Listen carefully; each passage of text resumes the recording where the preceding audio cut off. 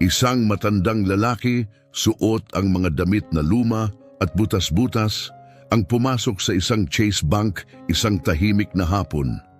Sa isang kalmadong tinig, nagbigay siya ng nakakagulat na pahayag, "Akin ang bangkong ito." Sa una, nagtawanan ng mga tao sa loob. Akala'y isa lang itong biro. Lumapit ang gwardiya, handang paalisin siya. Ngunit nang dahan-dahang ipinasok ng matanda ang kamay sa kupas na bag na nakasabit sa kanyang balikat, biglang natahimik ang lahat. Bumagsak ang katahimikan sa buong silid. Bigla namang bumukas muli ang mga pinto sa harap, dahilan para mapalingon ang lahat. Lahat ng mata ay tumingin sa pasukan. Pumasok ang isa pang matandang lalaki. Puti ang buhok, magulo at gusot. Ang mukha niya'y bakas ng taon ng paghihirap. Suot niya ang isang mahabang, makapal na brown na coat, kupas, may mga tahi at may mantsa ng mahabang panahon ng gamit. Halos masira na ang kanyang sapatos at bawat hakbang niya ay mabigat at mabagal. May dala siyang magaspang na canvas bag sa isang balikat. Butas na ito sa mga gilid at mukhang dumaan na sa buong buhay ng paglalakbay. Habang lumalalim ang kanyang paglakad sa loob ng bangko, nagsimula ang bulungan ng mga tao. May halong tawa at mga lihim na sulyap.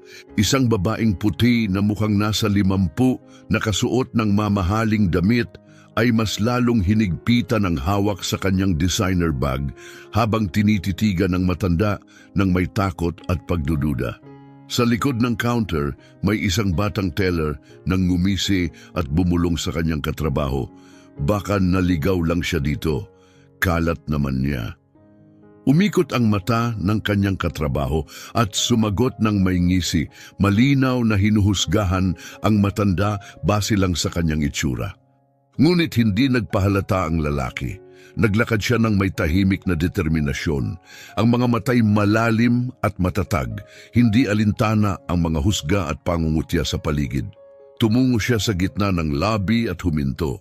Mula sa dating may bulungan, muling naging tahimik ang buong silid, puno ng tensyon at kuryosidad.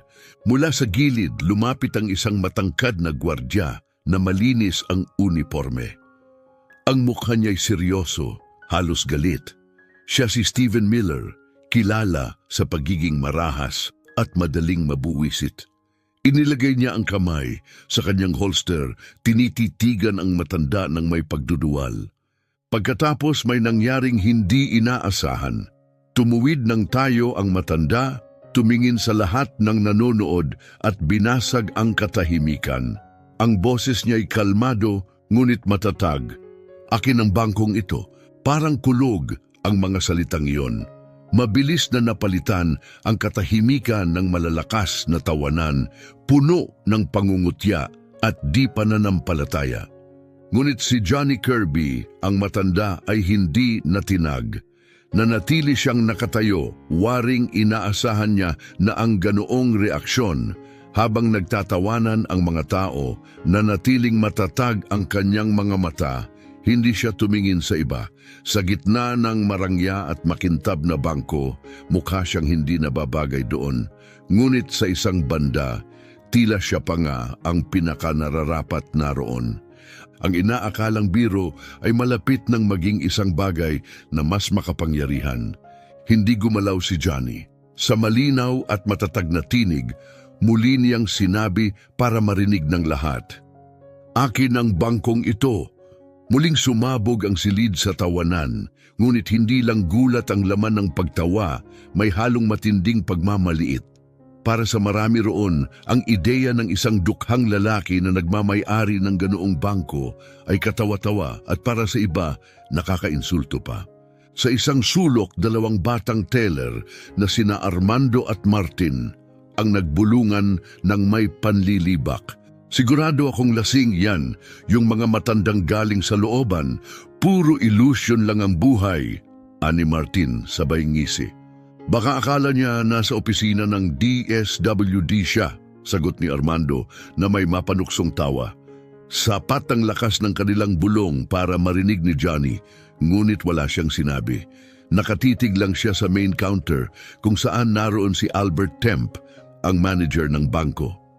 Si Temp ay isang lalaki sa 40, blonde, magara ang bihis at mukhang may kontrol sa lahat. Ang kanyang mapupungay na asul na mata ay matalas at mapagmasid.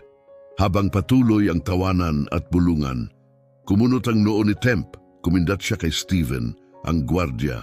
Lumapit si Steven kay Johnny at may halong panunuya ang kanyang tinig. Okay na, matanda. Tapos na ang palabas mo. Umalis ka na rito. Huwag mo nang gawing mas mahirap pa, sabi niya, nakahawak pa rin sa kanyang baril. Humarap si Johnny sa kanya, dahan-dahan ngunit matatag. Wala siyang takot. Ang kanyang kakaibang katahimikan ay nagpatigil kay Steven kahit saglit. Hindi ako pumunta rito para manggulo, sabi ni Johnny, malinaw ang boses.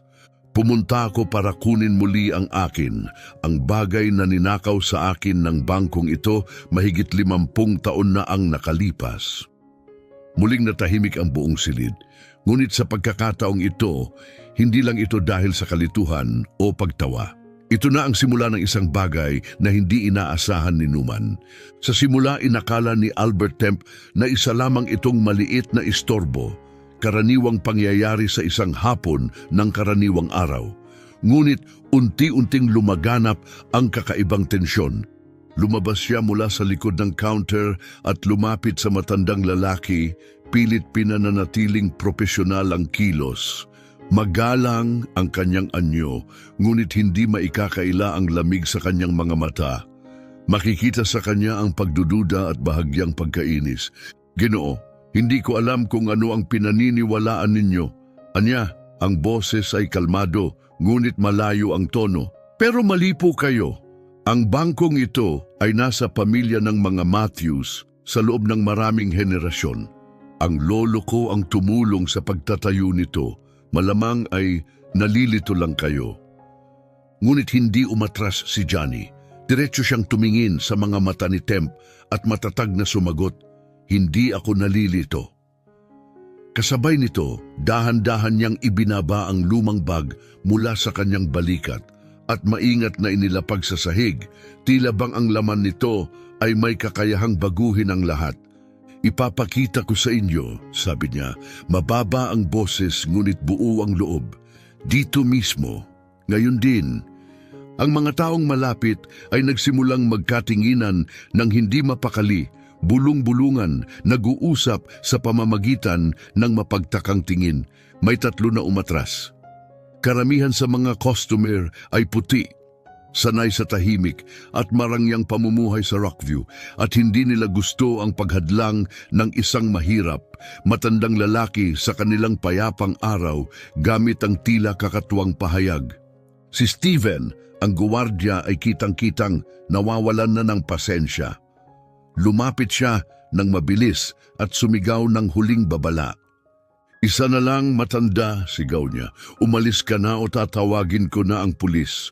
Huwag mo nang palalain pa. Ngunit hindi na tinag si Johnny.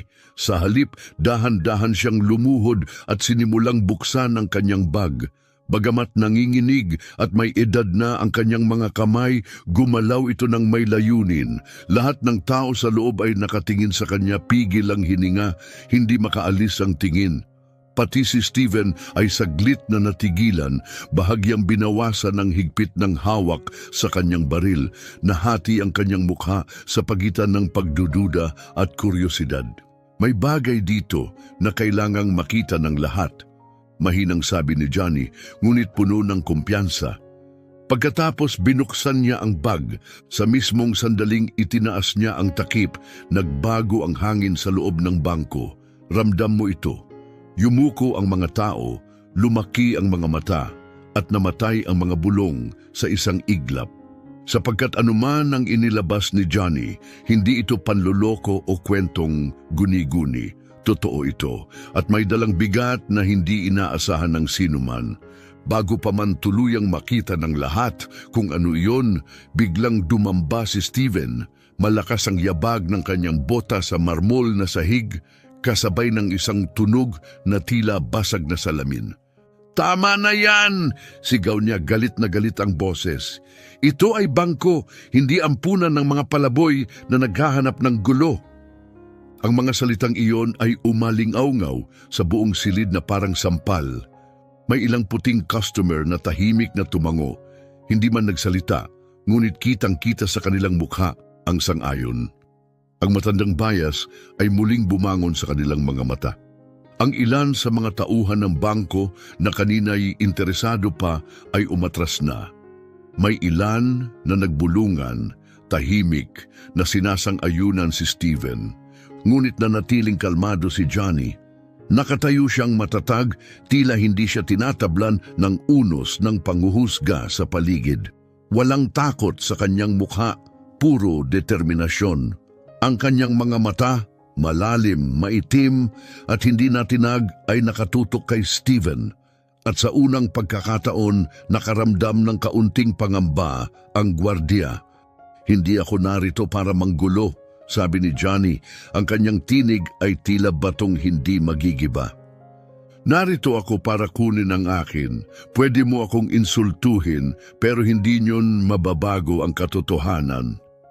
Napakurap si Steven, gulat na gulat. Sanay siya sa mga kagaya ni Johnny na natatakot at umaatras kapag pinagbantaan. Ngunit iba ang taong ito.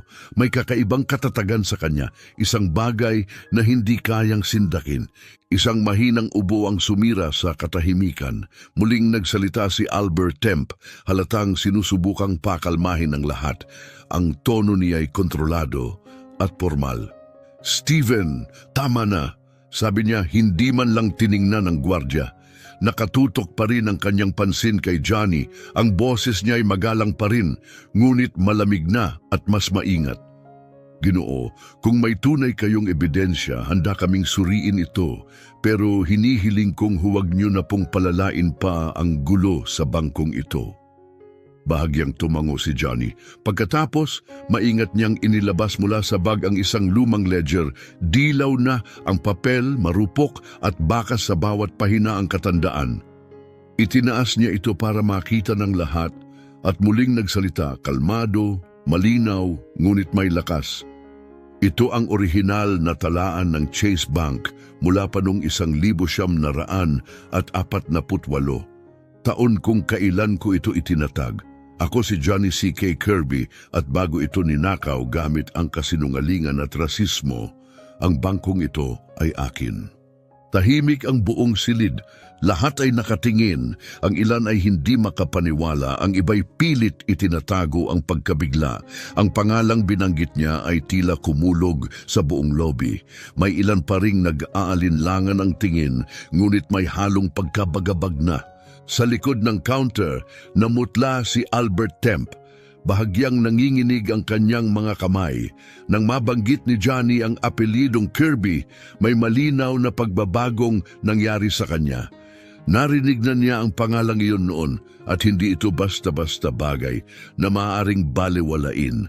Sa kabila ng matigas na tindig at agresibong anyo ni Steven, may dumaan na saglit na pag-aalinlangan sa kanyang mukha. Halos hindi halata, pero totoo. Ang kamay niyang kanina'y nakapatong sa sinturon malapit sa holster ay dahan-dahang bumaba. Hindi man niya namalayan, isang maliit na hakbang paatras ang ginawa niya. May nagbago. Sa sandaling iyon, hindi na niya nakita si Johnny bilang isang palaboy o nalilitong matanda. Sa unang pagkakataon, marahil naramdaman niyang ang lalaking nakatayo sa harap niya ay may dalang higit pa sa mga lumang kwento. Dala niya ang katotohanan. Nakatayo si Johnny, tahimik ngunit matikas. Hawak pa rin ang matandang ledger na mataas sa ere. Ang kanyang mga mata, hindi natinag, ay nakatutok kay Albert Temp.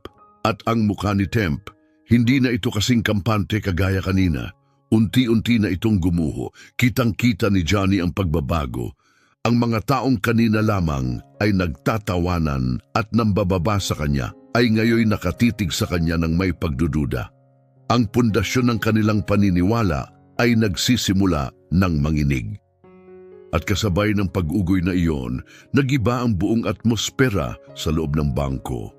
Ang dating punong-puno ng pangungutya at pagkainis ay napalitan ng mabigat na katahimikan. Nakatayo si Johnny na parang isang estatwa, hawak ang aklat na tila isang bandila. Bandilang sumasagisag sa isang buhay ng paghahanap ng hustisya. At ngayon, ang katotohanan iyon ay nagsisimula ng lumitaw isa-isang bahagi. Pagkatapos dahan-dahan at maingat, ibinaba niya ang libro. Ang kanyang mga mata, puno ng alaala at apoy, muling tumingin sa buong silid. Walang gumalaw, para bang pati ang hangin ay natigilan. Marahan siyang yumuko, ang kanyang mga tuhod ay umalulong sa pagtiklop habang inilapag niya ang canvas bag sa sahig. Ang banayad na tunog ng bag sa marmol ay umalingaw-ngaw sa buong silid na parang kulog. Napapitlag ang ilang tao. Biglang ang bag na kanina lamang ay tila walang saysay. Bag ng isang dukhang matanda ay naging sentro ng lahat ng mata. Si Steven, na kanina'y pinakamalakas ang panlilibak, ay ngayon tila hindi na sigurado. Muling umatras, ngayon hindi na sinasadya. Para bang sinasabi ng kanyang instinct na may mas malalim siyang hinaharap kaysa inaakala niya. Ang dating matigas at tiwala niyang enerhiya ay naglaho. Ang natira na lang ay katahimikan, pagdududa at takot. Si Albert Temp, ang manager ng bangko na kilala sa pagiging kalmado at propesyonal, ay nanatiling nakatayo.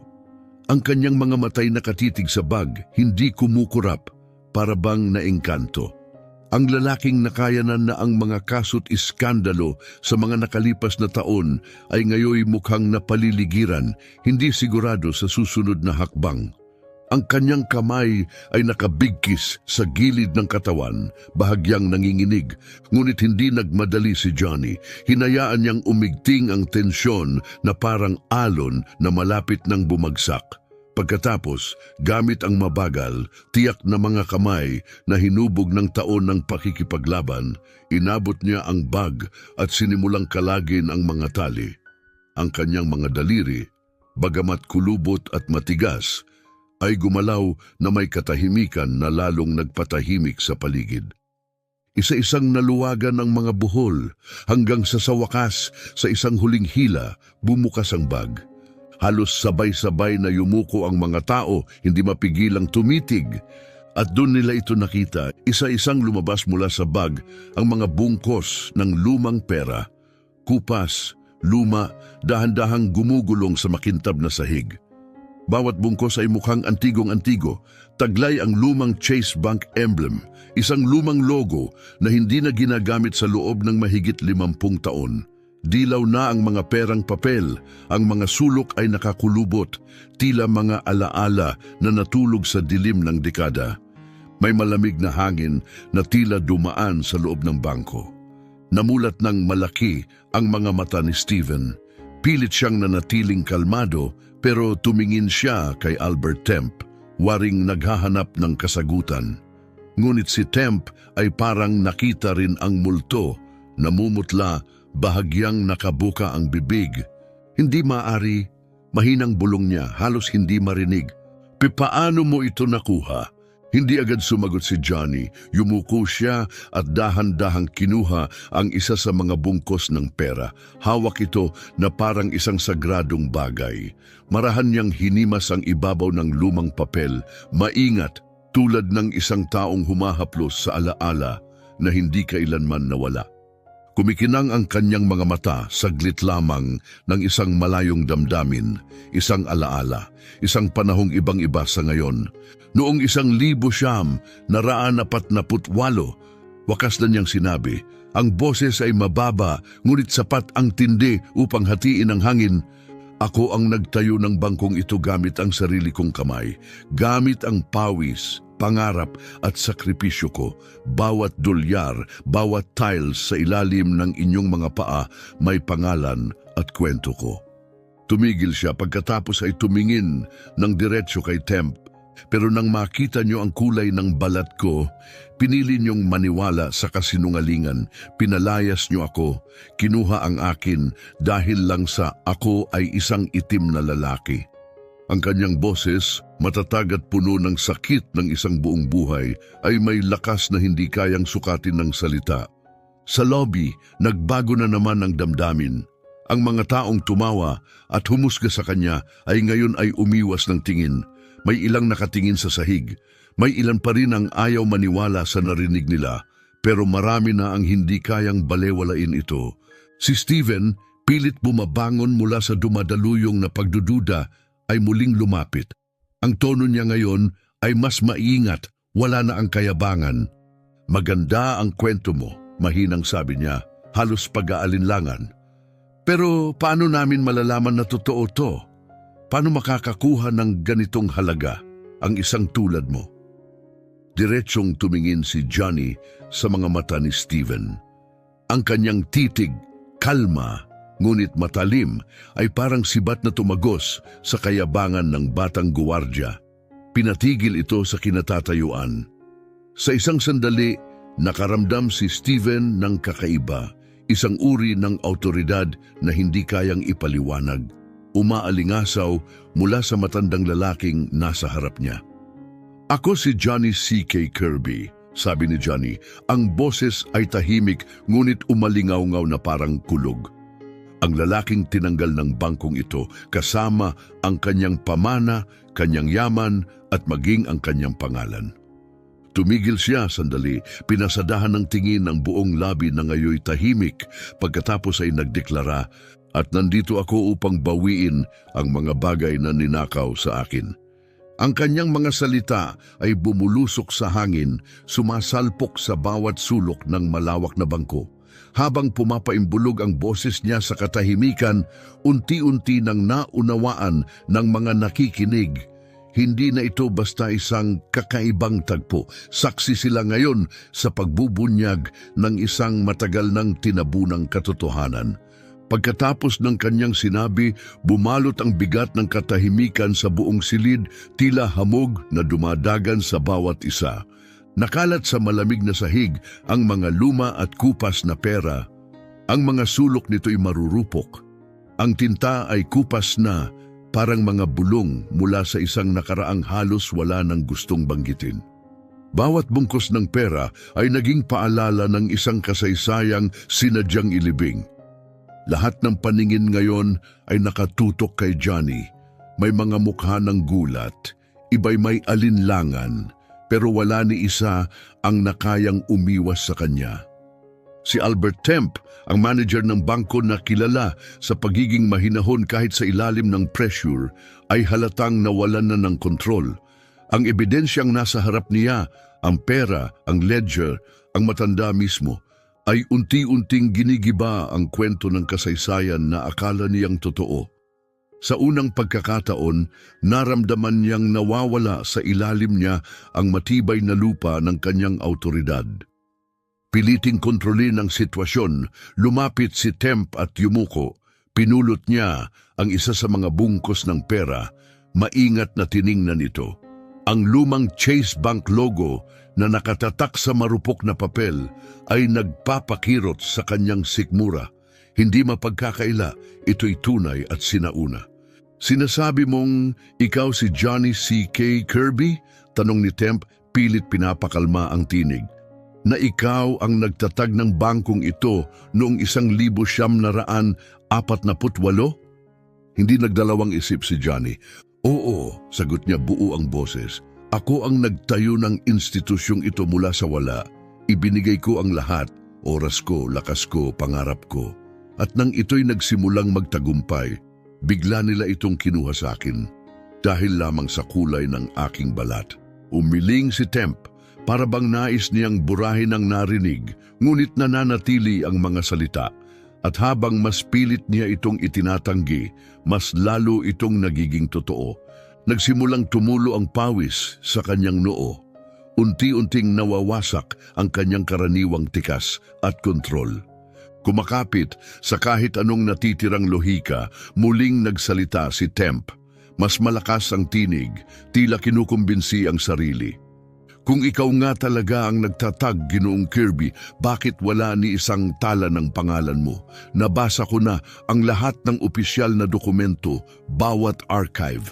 Hindi kami pwedeng hindi nalaman kung may isang taong tulad mo na naging bahagi ng kasaysayan ng bangkong ito. Sobrang tindi ng tensyon. Tahimik si Johnny saglit. Pagkatapos, dahan-dahan niyang muling isinuksok ang kamay sa kanyang lumang canvas bag. At ang susunod niyang inilabas ay muling nagpalamig sa buong silid. Nasa kanyang mga kamay ang isang lumang ledger na nakabalot sa balat. Ang takip nito, kupas at may gasgas, ay may nakasulat pa ring Chase Bank Ledger 1948. Maingat niya itong binuksan, ang mga pahinay kaluskos parang tuyong dahon. Huminto siya sa isang bahagi na may mga pirma na nakasulat sa lumang tinta. Ito ang orihinal na ledger, anunsyo ni Johnny, mabigat ang boses, puno ng kasaysayan. Nandito ang pangalan ko, Johnny C.K. Kirby, katabi ng pangalan ng aking kasosyo, si John Williams. Magkasama naming itinayo ang bangkong ito. Bahagyang naputol ang kanyang boses habang ipinagpatuloy, bakas ang sakit sa bawat salita. Ngunit nang dumami ang pera at lumaki ang kapangyarihan, nanaig ang kasakiman. Hindi matanggap ni John ang ideya na may itim na lalaking kaagaw sa tagumpay. Kaya't pinagtaksilan niya ako. Pineke ang mga dokumento. Nagpakalat ng kasinungalingan, nagbayad ng mga tao para itaboy ako. Inalis ako tuluyan sa mismong bagay na ako ang may likha. Nag-ikot ng paghinga sa buong lobby. Ang mga customer na kanina'y tumatawa o naiinis, ngayon ay tahimik na nakatingin. May ilan na umiwas ng tingin, hindi makaya ang bigat ng katotohanang inilalantad. Ang iba na may titig na titig, namumulat na sa lawak ng kawalang katarungan. Ang mga salita ni Johnny ay parang mga talim sa hangin, tinutuhog ang komportabling bersyon ng kasaysayan na matagal nang tinanggap ng marami. Si Steven, na kanina'y puno ng kumpiyansa at kayabangan, ay ngayon ay mukhang tuliro. Ang dating tikas ay nawala, pinalitan ng pagkalito at pangamba. Lumingon siya kay Albert Temp, waring nag-aabang ng utos. Si Temp, kapit sa ledger, ay mabilis na nag-flip ng mga pahina gamit ang nanginginig na kamay. Bawat linyang nababasa niya ay lalong nagpapahigpit ng buhol sa kanyang sikmura. Nandoon nga ang pirma ni Johnny C.K. Kirby, malinaw at paulit-ulit. Hindi maikakaila ang sulat kamay. Tugma ang mga petsa, lahat ay nagtutugma. Ang boses ni Temp ay halos bulong basag, ay hindi maaari. Ngunit ito'y totoo. Habang mas malalim niyang binabasa, mas lumalalim din ang pagbaon ng katotohanan. Hindi ito mga kwento mula sa isang matandang puno ng sama ng loob. Ito'y mga katotohanan, dokumentado, pirmado at iniukit ng panahon. At sa bawat salitang nakasulat sa pahinang iyon, unti-unting bumibitak ang matagal nang pinapaniwala ang kasaysayan ng Chase Bank. Ang kasaysayang higit 50 taon nang ibinaon sa limot ay ngayoy unti-unting umaahon sa liwanag. Sa gitna ng mabigat na katahimikang bumalot sa bangko, nakatayo si Johnny. Matatag ang tindig, matuwid ang likod, at matalim ang tingin. Bagamat halatang tinatakan ng panahon ng kanyang katawan, ang kanyang mga mata ay nagniningas pa rin, liwanag na hindi kailanman nawala. Mahigit kalahating siglo niyang kinarga ang bigat ng kawalang katarungan at ngayon, sa wakas, ang katotohanan ay unti-unting sumisiklab. Wala nang makapipigil. Para kay Johnny, ang sandaling ito ay hindi katapusan. Ito ang simula. Simula ng pagbawi sa lahat ng sapilitang inagaw sa kanya. Si Albert Temp, hawak pa rin ang lumang ledger, ay dahan-dahang nag-ikot ng pahina. Ang kanyang mga mata ay nakatutok sa mga lumang pirma, tila hindi makapaniwala sa ebidensyang nakaharap sa kanya mula sa mga pahinang nilimot ng kasaysayan. Habang nakatayo si Johnny sa katahimikan, tumingin siya sa malawak na bintana sa unahan. Sumisikat ang araw at bumabagsak ang liwanag sa makintab na sahig, at sa sandaling iyon, tila nakita niyang muli ang nakaraan, maliwanag, buo at hilaw. Maingat niyang inilapag ang ledger sa pinakamalapit na mesa, ang kanyang mga daliri nanginginig, hindi sa takot, kundi sa bigat ng damdaming muling bumangon sa kanya. Nanatiling hindi gumagalaw ang lahat sa loob ng bangko, nakatitig sa kanya na parang may isisiwalat siyang lihim na matagal nang nilibing.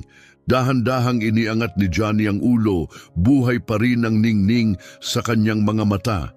Ngunit sa likod niyon ay naroon ang mga dekadang puno ng sakit, pagkadismaya at pagtataksil. At saka siya nagsalita, banayad ang tinig, ngunit malalim, parang alingaw-ngaw na bumangon mula sa guho ng kasaysayan. Noong 1948, panimula niya, nagsimula kaming buuin ni John Williams ang bangkong ito mula sa wala. Noon, ang isang itim na lalaki ay kailangang lumaban para sa bawat pagkakataon. Pero naniwala ako sa ginagawa namin. Naniwala ako na ang Chase Bank ay pwedeng maging simbolo ng katarungan ng mas makataong sistema. Bahagyang nauga ang kanyang boses, tila nabalaho ng alaala, ngunit nagpatuloy siya, matatag at determinado, bawat salitang puno ng katotohanan. Si John Williams ay hindi lang kasosyo. Kaibigan ko siya, pinagkatiwalaan ko siya, hindi ko kailanman inakalang ang lalaking kasama kong lumaban ay siya ring tatalikod sa akin. Muling umalingaw-ngaw ang mahihinang bulungan sa loob ng bangko. Nag-iba ang kilos ng mga tao. Ang bigat ng kwento ni Johnny ay unti-unti nang lumulubog sa kanilang puso't isip. Pati si Stephen Miller, na dating puno ng yabang, ay tahimik na ngayong nakatayo. Ang panlabas niyang tapang ay tinibag ng mga salitang hindi na maitatanggi. Tiningnan ni Johnny ang buong paligid, pagkatapos ay muling nagsalita. Mas mabagal na ngayon, tila nais niyang maramdaman ng lahat ang bawat kataga. Tandang-tanda ko ang araw na nagbago ang lahat. Nakipagpulong si John sa ilang puting stockholders, mga may kapangyarihan, may impluensya at may matinding pagmamaliit.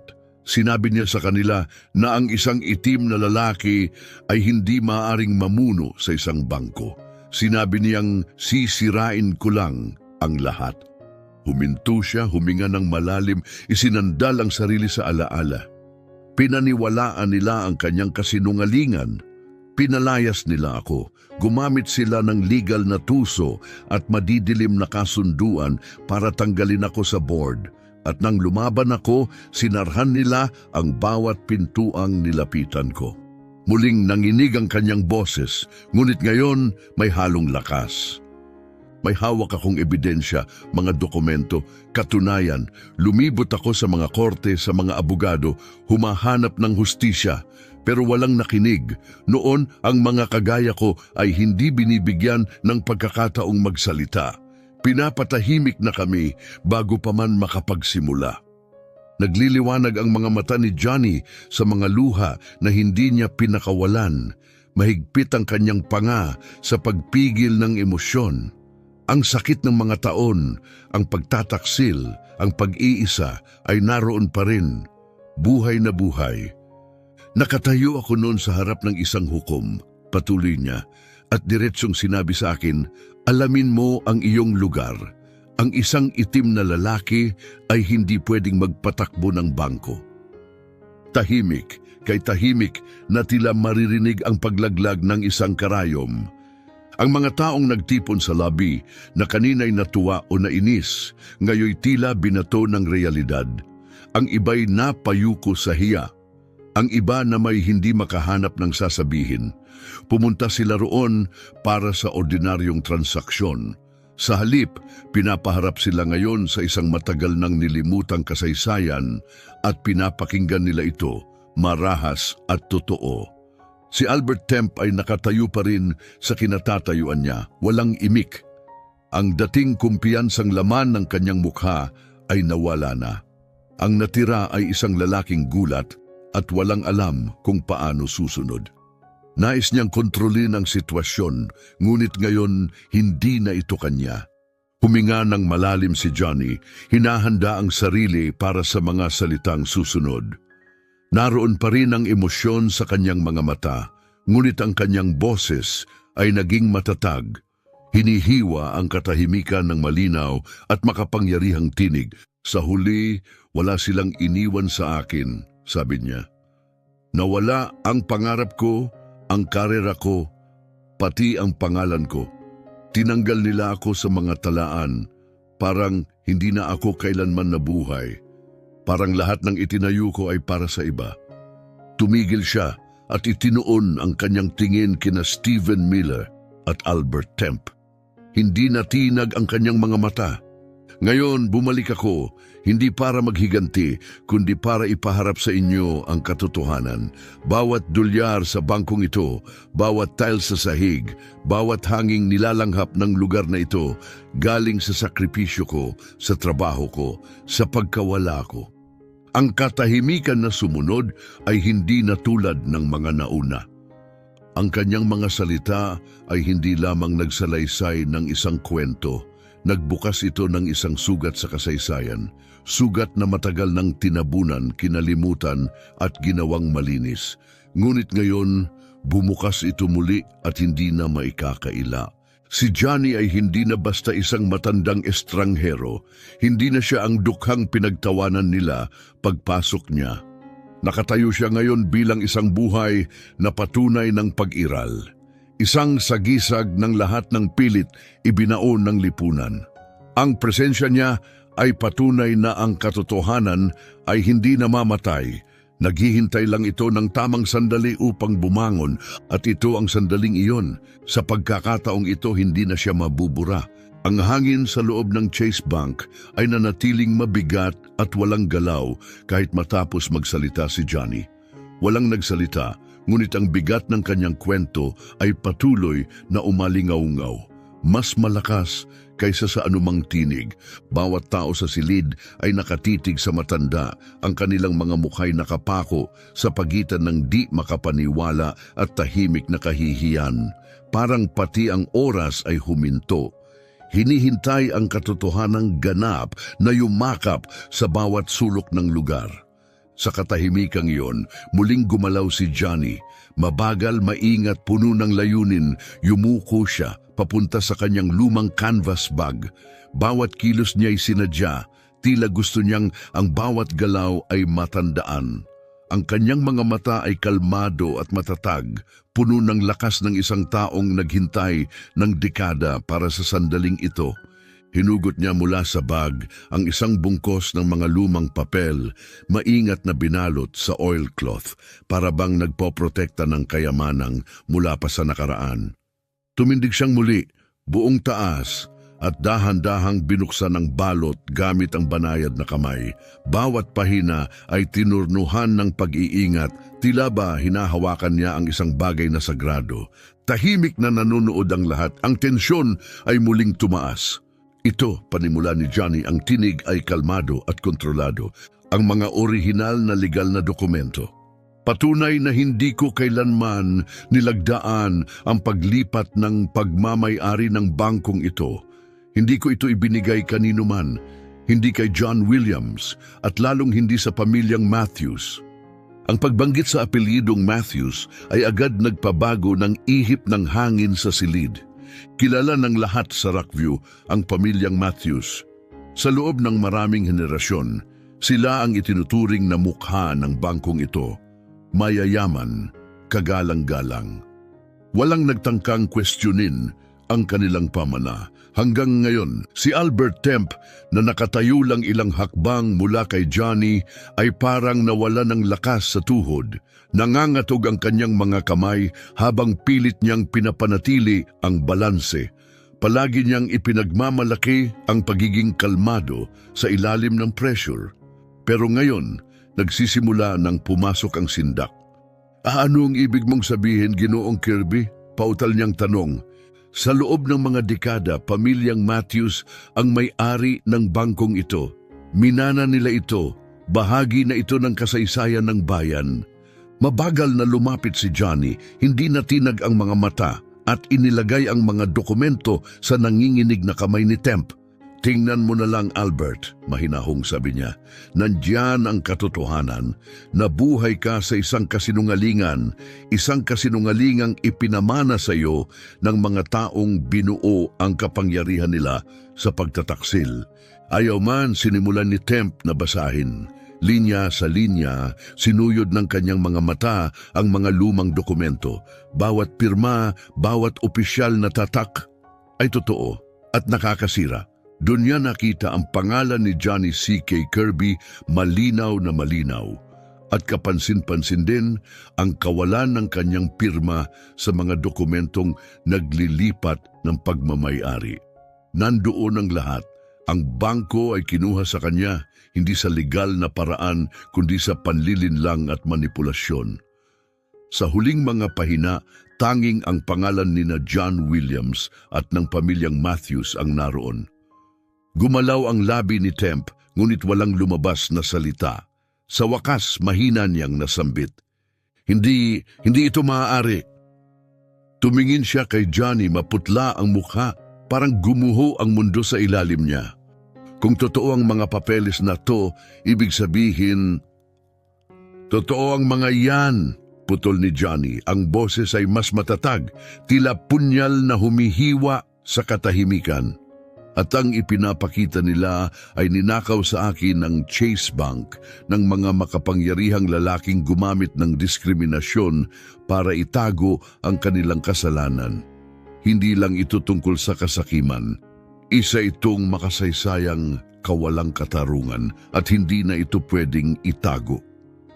Ang dating katahimikan ay napalitan ng mabababang bulungan.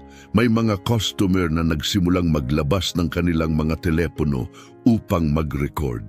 Ang iba na may nanatiling nakatayo, gulong-gulo, sinusubukang intindihin ang katotohanang dahan-dahang bumabalot sa kanila. Ang isang bagay na noon ay sagrado at di matitinag sa kanilang bayan, ngayoy unti-unting gumuho sa harap nila.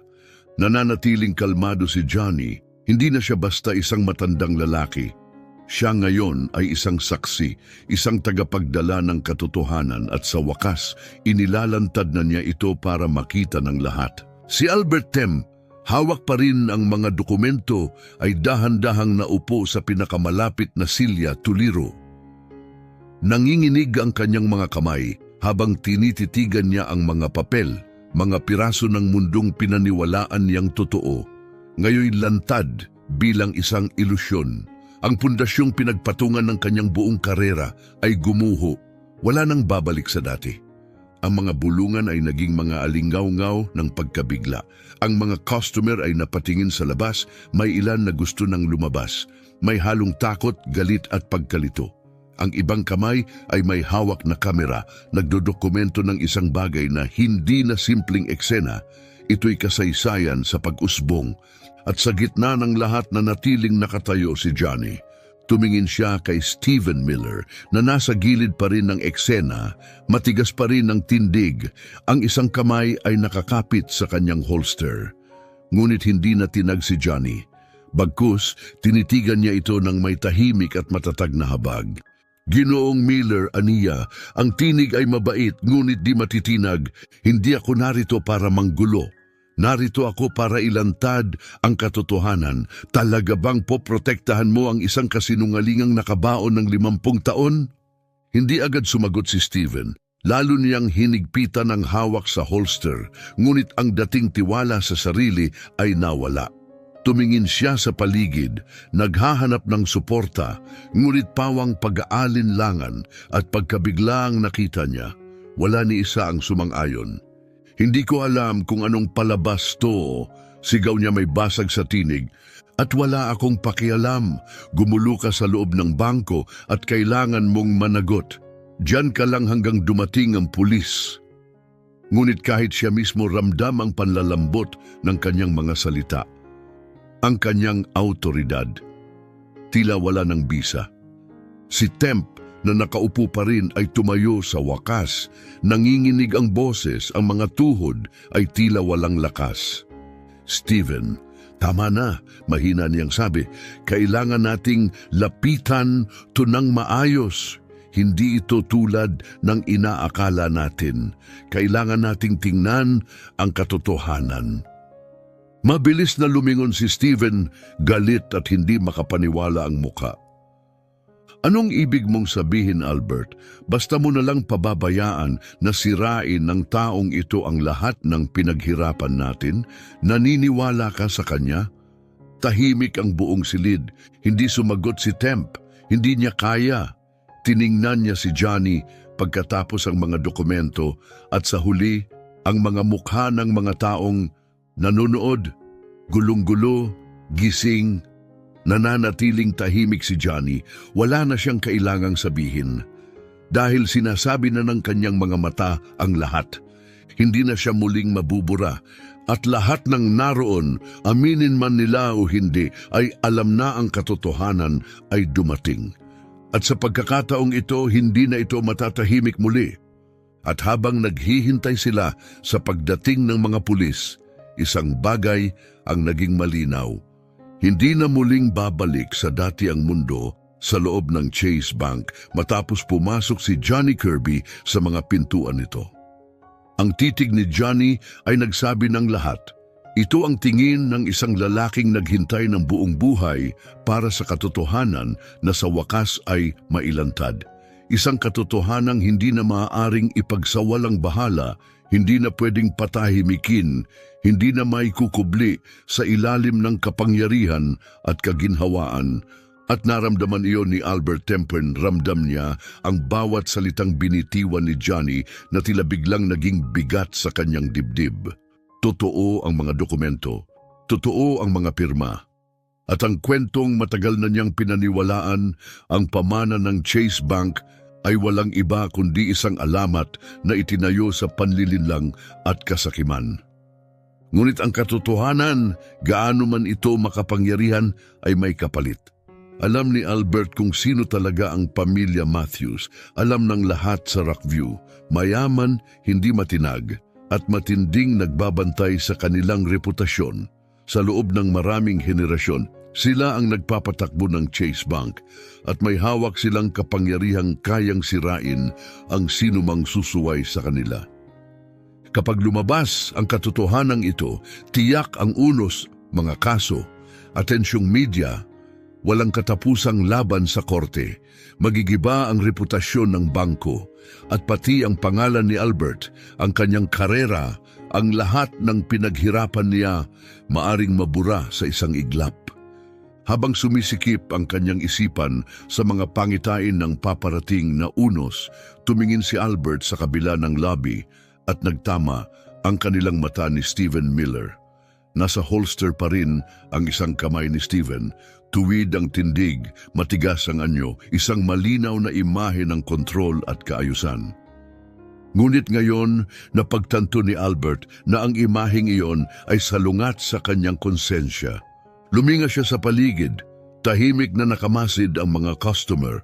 Ang iba'y halatang natigilan, ang iba tila naaantig.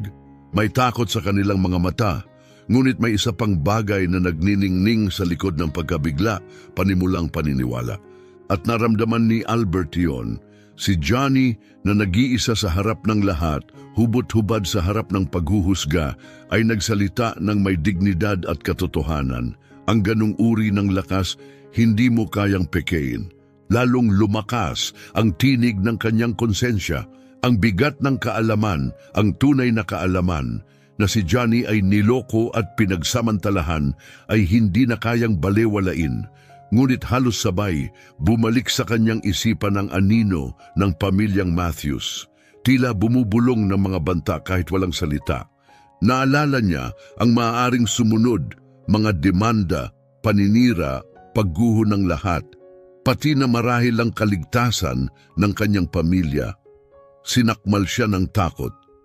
Albert, nakikinig ka ba? Singhal ni Steven, biglang ibinalik siya sa kasalukuyan.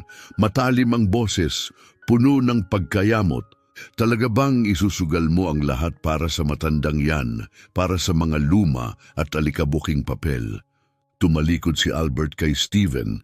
Ang kanyang mga mata ay puno ng pag-aalinlangan, ngunit hindi na ito walang laman. Hindi siya agad sumagot. Sa halip, muling tumingin siya kay Johnny na tahimik pa ring nakatingin sa kanya. At sa sandaling iyon, may nangyaring pagbabago. Isang bagay na hindi binanggit, ngunit ramdam, isang pag-unawang hindi matitinag. Pagkatapos, nagsalita si Albert. Bahagyang nanginginig ang kanyang boses, ngunit lumalakas habang nagpapatuloy. Ginoong Miller, hindi tayo pwedeng umasta ng ganito. Hindi natin pwedeng baliwalain ang nasa harap natin. Totoo ang mga dokumento. At si Ginoong Kirby, karapat dapat siyang marinig. May utang tayo sa kanya. Napatingin si Steven kay Albert, hindi makapaniwala. Ang lalaking hinangaan niya sa pagiging matatag at desidido, ngayon ay tila nag-aalangan, mahina, sa kanyang paningin. Ngunit bago pa siya makapagsalita, muling nagsalita si Albert. Ngayong mas matatag, alam ko kung gaano kalakas ang pamilya Matthews. Alam ko kung anong klasing presyon ang kakaharapin natin kung lumabas ito. Pero alam ko rin na kung muli nating ilibing ang katotohanan, dadalhin natin ang bigat ng kasalanang ito habang buhay. Muling bumalot ang katahimikan. Bahagyang tumango si Johnny, ang mga mata ay lumambot, hindi dahil sa ginhawa, kundi bilang paggalang. Ito ang simula ng pagbabago. Pagkatapos ng lahat, sa wakas ay may naabot siya. Isang pusong nahati sa pagitan ng kapangyarihan at prinsipyo. Alam ni Albert kung ano ang ginawa niya. Sa sandaling binitawan niya ang mga salitang iyon, pumasok na siya sa isang laban na hindi na niya pwedeng takasan. Hindi basta-basta magpapatalo ang pamilyang Matthews. Ngunit pinili na niya, wala nang balikan. Habang lumalalim ang katahimikan, dumapo sa labi ang kakaibang katahimikan, hindi lang tensyon kundi tapang. Nagkakatinginan ang mga tao, nagtataka kung ano ang susunod. At saka, tahimik, hindi inaasahan, isang bagong tunog ang bumasag sa katahimikan. Ang marahang yabag ng isang taong lumalabas mula sa likod ng counter. Lahat ay napalingon. Si Evelyn Carter iyon, ang pinakabatang empleyado ng Chase Bank. Kilala sa pagiging tahimik, hindi nakikisawsaw sa mga seryosong usapan at hindi kailanman nagtataas ng boses. Buong oras ay nanonood lang siya, ngunit ngayon may nagbago sa kanya. Lumapit si Evelyn.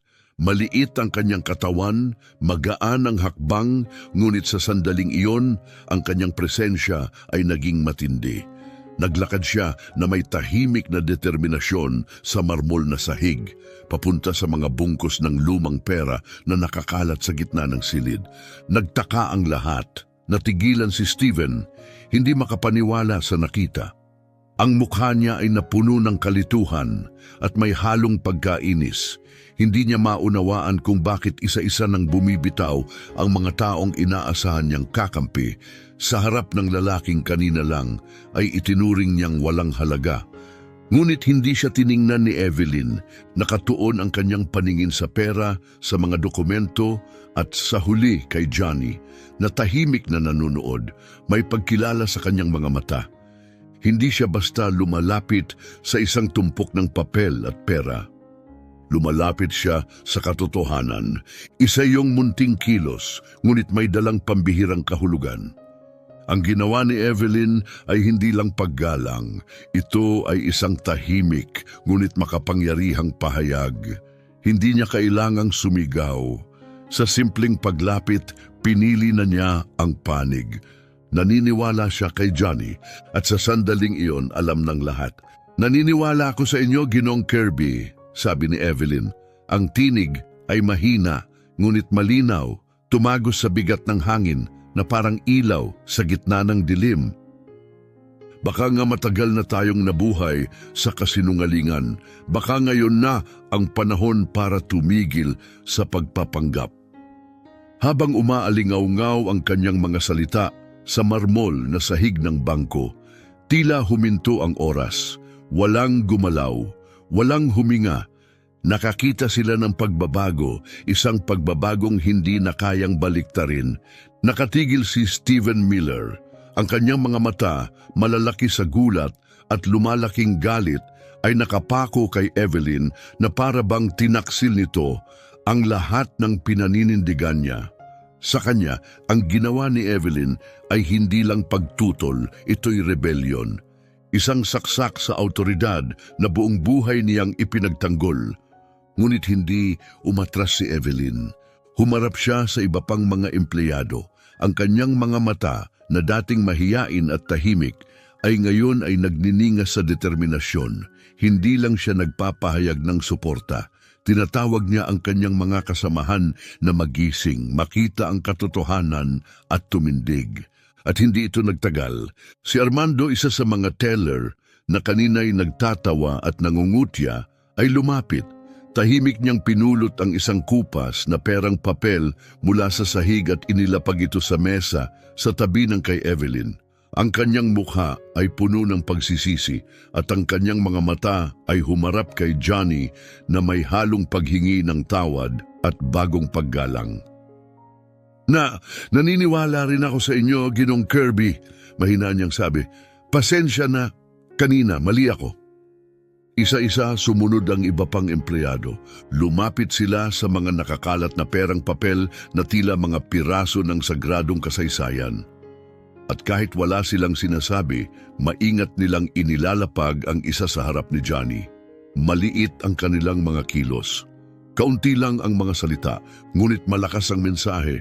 Naniniwala na sila. Isa iyong alon ng tahimik na paghihimagsik, hindi laban sa bangko mismo, kundi laban sa kasinungalingang pinagbatayan nito. Tahimik na nakatayo si Johnny, nanonood. Lumambot ang kanyang mga mata sa emosyon, ngunit hindi siya umiyak. Tinanggap niya ito, ang sandaling ito na higit 50 taon niyang hinintay. Matapos ang dekada ng pag-iisa, ng pagtanggi, ng pakikipaglaban, hindi na siya nag-iisa. Itong mga kabataang lalaki at babae na karamihan ay minsang nagduda sa kanya ay pumili na. Sa kabila ng panganib, ng presyon, pinili nilang manindigan para sa katotohanan. Sa isang sulok ng silid na natiling nakapako si Stephen Miller, parang batong hindi gumagalaw. Ngunit sa loob niya unti-unting nabibitak. Hindi siya makapaniwala sa nakikita, ang sarili niyang mga kasamahan, isa-isa tumatalikod sa estrukturang buong buhay niyang ipinaglaban. Nakakuyom pa rin ang kanyang kamay sa holster ng baril. Mapuputla ang mga knuckles sa tensyon. Malalim ang bawat paghinga habang ang kalituhan ay unti-unting nauupos ng galit. Para kay Stephen, hindi lang ito pagsubok sa autoridad ng bangko. Isa itong banta sa kaayusang pinaniniwalaan niya. Hindi lang ito tungkol sa pera. Ito'y tungkol sa kapangyarihan, kontrol, pagmamalaki. At ngayon, lahat iyon ay dumudulas sa kanyang mga kamay. Si Albert Temp, na nakatayo pa rin sa likod ng counter, ay halos hindi makapaniwala rin. Tahimik siyang nanonood habang ang kanyang team, ang kanyang staff, ay unti-unting tumatalikod sa katahimikan at lumalapit sa katotohanan. Ang tapang ni Evelyn ay nagsindi ng apoy na hindi niya inaasahan. Ngunit sa kanyang puso, alam niyang tama ito. Ramdam na niya, hindi magiging madali ang daan. Ngunit ngayon, hindi na niya kailangang lakarin ito mag-isa. Ang katahimikan sa lobby ay tila simula ng isang bago, isang tahimik na paggalaw, isang tahimik na revolusyon, isang tinig, isang hakbang, isang kilos kada isa, lahat nagsasabing, mas mahalaga ang katotohanan kaysa sa takot. Ang bigat ng sandali ay parang apoy na kumalat. Makapal ang hangin sa damdamin at tensyon. Halos hindi na makayanang dalhin. At pagkatapos, sumabog si Stephen. Nababaliw na ba kayo lahat? Sigaw niya, matalim ang boses, parang bubog na tumama sa katahimikan. Umalingaw-ngaw ito sa mga pader, ginigising ang lahat. Umiikot ang kanyang mga mata, naglalagablab sa galit. Tinitigan niya ang bawat empleyado, bawat customer, bawat taong naglakas loob tumayo sa panig ni Johnny. Parang hinahamon silang umiwas ng tingin. Sandaling bumalik ang takot sa silid, ngunit si Johnny nakatayo pa rin, matatag. Hindi siya natinag, dahan-dahan siyang humarap kay Steven, nagtama ang kanilang mga mata. Marupok man ang katawan, ang lakas na nasa likod ng kanyang tingin ay hindi matitinag. Hindi siya kinurapan dahil nakita na niya ang ganitong galit noon pa. Ramdam na niya ang ganitong uri ng kapangyarihang maraming beses nang nagtangkang durugin siya. Ngunit heto siya ngayon, nakatayo pa rin. Nasa kanyang tingin ang karanasan at paninindigan at higit sa lahat, kapayapaan. Kapayapaang hindi galing sa tagumpay, kundi sa pagkakaalam na nasabi na niya ang totoo. Ano man ang mangyari pagkatapos nito, hindi na muling matahimik si Johnny Kirby. Hindi sa pagkakataong ito. Isang maliit na kilos, ngunit may bigat na hindi masukat. Ang ginawa ni Evelyn ay hindi lang paggalang, isa itong tahimik ngunit matatag na pahayag. Hindi siya sumigaw, hindi siya nagdeklara, ngunit sa simpleng pagkilos, pinili na niya ang katotohanan. Naniniwala ako sa inyo, Ginoong Kirby, mahinahong wika ni Evelyn, malinaw sa gitna ng mabigat na katahimikan. Baka nga matagal na tayong nabubuhay sa kasinungalingan at baka panahon na para tumigil sa pagpapanggap. At sa kanyang mga salita, tila huminto ang oras. Walang gumalaw, walang nagsalita. Nakita nila ang pag-ikot ng hangin, isang bagay na hindi na pwedeng ibalik sa dati. Nanatiling nakatayo si Stephen Miller. Malalaki ang mga mata sa galit, halos pumuputok. Ang tingin niya kay Evelyn ay puno ng pagkabigo at pagkalito. Tila ito'y nagkasala ng pinakamalaking pagtataksil. Para sa kanya, hindi lang ito pagtutol, ito'y paghihimagsik, pagtalikod sa autoridad na pinanindigan niya buong buhay. Ngunit hindi umatras si Evelyn. Humarap siya sa mga kapwa-empleyado. Ang kanyang mga mata, dating tahimik, ay nagniningas na sa determinasyon. Hindi lang siya nagpapakita ng suporta, tinatawag niya ang iba na magising. At nagsimula silang gumising. Si Armando na kanina'y may ngising mapanukso ay lumapit. Tahimik niyang pinulot ang isang lumang perang papel mula sa sahig at inilapag ito sa mesa. Naniniwala rin ako, Ginoong Kirby, bulong niya puno ng pagsisisi. Pasensya na sa ginawa ko kanina, mali ako. Isa-isa sumunod pa ang iba. Nilapitan nila ang mga lumang pera na parang sagradong alaala ng isang panahong pilit binura. Walang nagsalita. Ngunit lahat ay nagpakita ng paninindigan. Paninindigang may saysay, paninindigang huli na, ngunit totoo. Si Johnny ay tahimik lang na nakamasid. Ang kanyang mga mata ay malambot sa emosyon. Hindi siya umiyak, hindi kailangan. Dahil sa unang pagkakataon matapos ang higit 50 taon, hindi na siya mag-isa. At sa kabila ng lahat nananatili si Steven sa kanyang kinatatayuan, tila isang matibay na pader. Ngunit sa loob niya, gumuho na ang pundasyon. Hindi niya matanggap ang nakikita, ang mga taong dati kanyang inaasahan. Ngayon ay yumuyuko sa isang lalaking tinitingnan niyang walang halaga. Ang kamay niya ay nakakuyom sa holster ng kanyang baril, nanginginig, putla sa galit. Para sa kanya, ito'y hindi lamang tungkol sa bangko, ito'y tungkol sa kapangyarihan, sa kontrol, sa pagkakakilanlan. At ngayong unti-unti na itong nawawala sa kanya. Samantala, si Albert Temp ay tahimik na nakamasid sa lahat. Ang mga empleyado niya, isa-isang tumatalikod sa katahimikan. Si Evelyn ang nagsindi ng apoy at alam ni Albert, tama lang iyon. Alam niyang hindi magiging madali ang landas na tatahakin. Ngunit alam din niyang hindi na siya maglalakad ng mag-isa.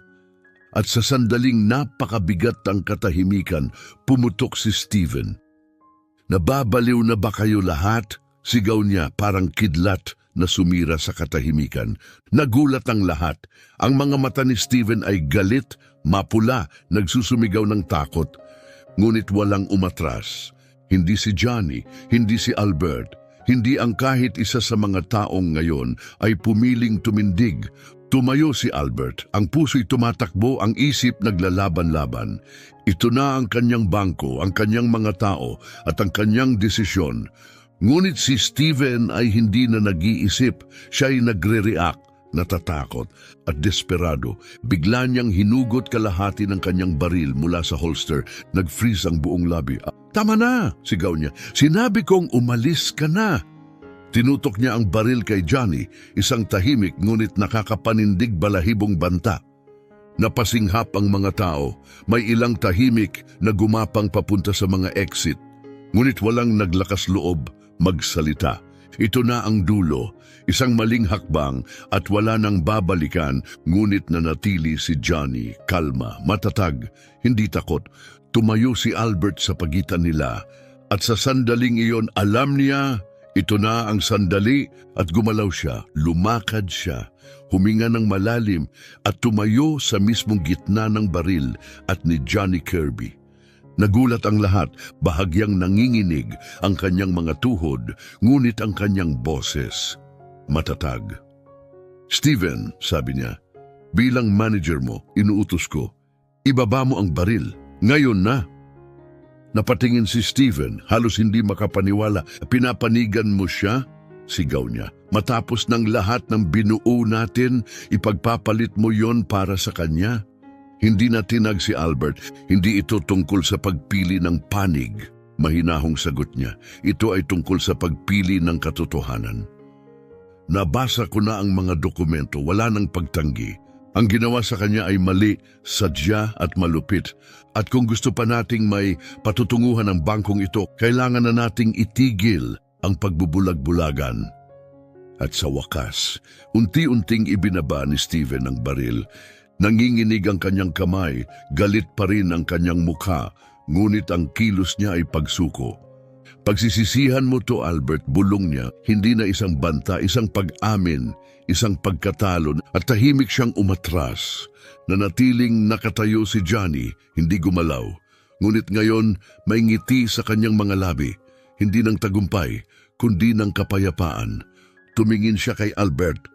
Nagkatitigan sila. Hindi na kailangang magsalita. Isang pader na pinatayo sa kasinungalingan ang nabasag. At bagamat tapos na ang sandaling iyon, ang tunay na laban ay nagsisimula pa lang. Ngunit may naipundar na pag-asa, katapangan at paninindigan, at si Johnny sa unang pagkakataon ay hindi na isang nawawalang pangalan. Siya na ngayon ang patunay na ang katotohanan, gaano man katagal mong ikubli, ay muling babangon. Nagpaikot ng tingin si Albert sa buong silid.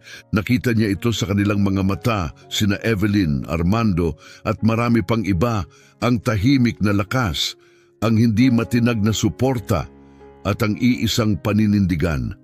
At muli siyang nagsalita. "Nagpasya na ako," anya, matatag ang tinig.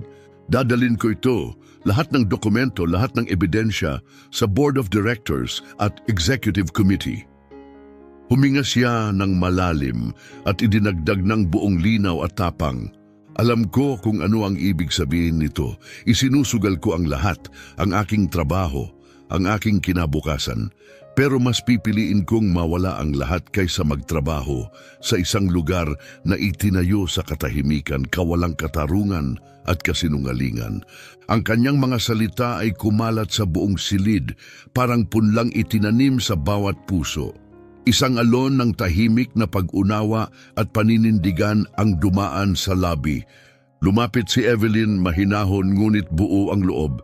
"Hindi ka mag-iisa, Albert," sabi niya. "Kasama mo kami. Ano man ang mangyari, kailangang magbago ang bangkong ito at tayo ang magsisimula ng pagbabagong iyon." Tahimik na tumango ang iba. Si Armando ay tumango rin, matatag. Ang matatandang empleyado ay nagkatinginan. Tila may mga alaala silang ngayon lang nagkaroon ng saysay, ng boses. Alam nilang lahat, ang laban sa batas ay magiging mahaba, magulo at marahas. Ngunit mas matibay sa takot ang kanilang pinanghahawakan, ang katotohanan at ang pagkakaisa ng mga taong ayaw ng tumalikod. Sa dulo ng silid, si Stephen Miller ay nanatiling tahimik. Ang galit ay nawala na. Ang mukha niya ay masalimuot. Tila unti-unting nauunawaan na ang buong akala niya'y laban para sa kaayusan, ay laban pala para protektahan ang kasinungalingan. Hindi siya nagsalita, ngunit marahil sa kaibuturan may nabago na rin sa kanya. Kinabukasan, pumasok si Albert Temp sa executive boardroom ng Chase Bank. Bit-bit niya ang lahat ng ebidensya ni Johnny Kirby, ang orihinal na ledger, ang mga lumang dokumento, ang makasaysayang perang papel na matagal nang ikinubli at tinanggihan. Matatag siyang tumayo sa harap ng buong board at sa harap ng pamilyang Matthews na nakaupo sa gitna ng dekadang yaman, pagmamataas at kapangyarihan.